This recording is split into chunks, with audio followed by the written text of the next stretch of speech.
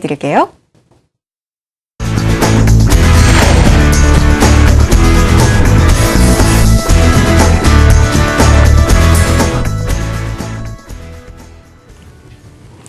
네, 총선 이후에 그 부동산 시장은 좀 더 활기를 찾을 것으로 좀 예상을 해볼 수가 있습니다. 어제였죠. 도시환경정비법의 일부 개정에 대한 입법 예고를 했습니다. 지금까지 그 지지부진하던 재건축이나 재개발 사업이 훨씬 지금보다는 탄력을 받을 것으로 예상을 해볼 수가 있는데요. 그 내용을 간단하게 한번 정리를 해보면 그렇습니다. 첫 번째로 우리가 그 도정법, 도시환경정비법을 개정해서 임대주택을 아마 활성화할 것 같습니다. 기존에 나와 있던 뉴스테이라든가 청년주택 이런 것들을 그 재개발이나 재건축 사업의 일부 그 일반 분양분에 그 같이 연계해서 개발을 한다라는 것들이 그 많이 진행이 되어 있기 때문에 그런 것들로 인해서 사업 속도도 상당히 빨라질 것이다 예상을 해볼 수가 있습니다.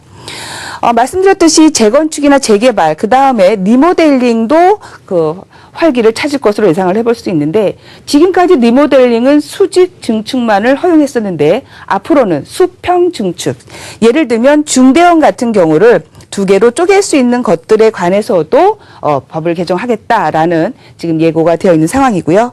그 다음 소규모 정비 사업도 역시 활성화가 지금 기대되고 있는 상황입니다.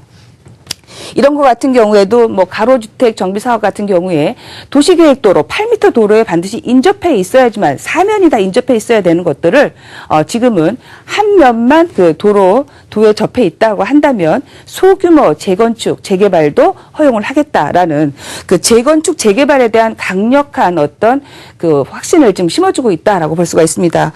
이제까지 우리가 뉴타운 사업이 중단이 되면서 많은 지역의 그 재개발, 재건축들이 초기 사업 단계에 머물러 있던 곳들이 많았습니다. 그런 곳들이 지금 이 도정법의 개정을 통해서 지금보다는 많이 시간이 단축되면서 사업성을 찾아갈 것이다라고 예상을 해볼 수가 있고요.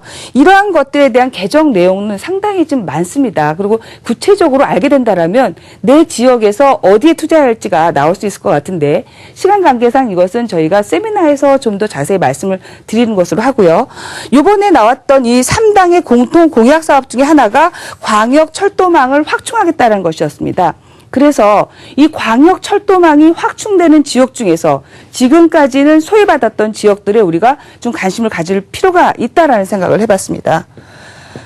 지금 현재 우리 서울을 이 3도심으로 묶어서 이 3도심을 모두 관통하는 그런 광역 철도망들이 지금 연결이 되고 있습니다. 특히 주목해야 할 것이 GTX와 신안산선이라고 말씀을 드릴 수가 있는데요.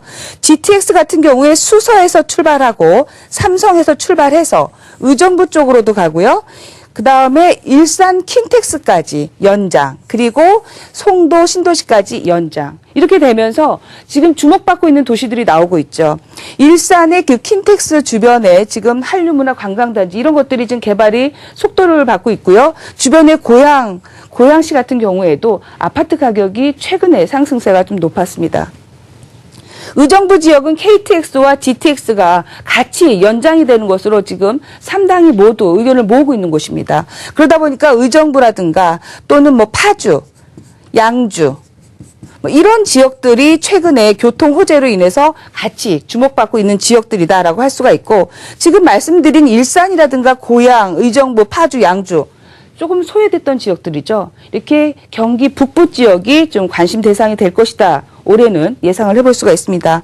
남쪽으로 봤을 때는 신안산선의 개통이 가장 큰 호재다라고 볼 수가 있습니다. 신안산선이 호재가 되는 이유는 광명 KTX 역사와 연결이 되고요. 그리고 여의도와 강남과 연결이 되면서 도심으로 접근하는 시간이 1시간 이상 단축이 되는 그런 노선이라고 할 수가 있습니다. 그렇기 때문에 이러한 신안산선이라든가 GTX 라인이 들어가는 외곽 지역들, 그래서 가격이 최근에 상승하고 있는 지역들을 앞으로 좀 눈여겨볼 필요가 있다라고 할 수가 있습니다.